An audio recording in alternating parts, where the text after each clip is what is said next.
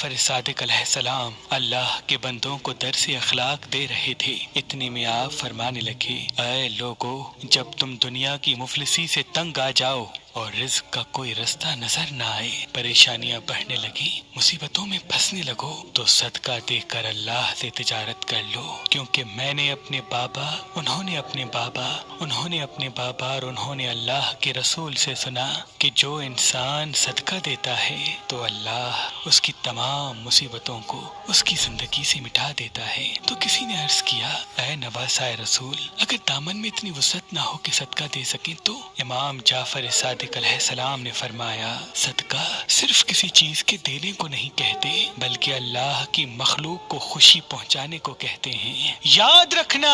جو انسان اپنے دامن میں اتنی وسعت نہیں رکھتا کہ وہ کسی انسان کو صدقے کی نیت سے کھانا کھلا سکے، تو وہ یہ نہ سوچے کہ وہ کسی کو صدقہ دے نہیں سکتا، کیونکہ کسی انسان کو دیکھ کے مسکرانا بھی صدقہ ہے، کسی انسان کو معاف کرنا بھی صدقہ ہے، کسی انسان کو اچھا مشورہ دینا بھی صدقہ ہے، اپنے ماں باپ کے ساتھ کچھ وقت محبت کے ساتھ گزارنا بھی صدقہ ہے، اپنی اولاد کو اچھی نصیحت کرنا بھی صدقہ ہے۔ اے شخص، اللہ ہر اس انسان کی تمام مصیبتوں کو ختم کر دیتا ہے جو اللہ کے کسی بھی بندے کو خوشی دیتا ہے، کیونکہ جب کوئی انسان اللہ کے کسی بندے کو خوشی دیتا ہے تو اللہ اپنے فرشتوں کو حکم دیتا ہے کہ اس میرے بندے کی تمام مصیبتوں کو ختم کر دو، اور جیسے یہ میرے بندوں کو خوش رکھنا چاہتا ہے ویسے ہی وہ تمام خوشیاں سے دے دو جو یہ اپنے لیے چاہتا ہے۔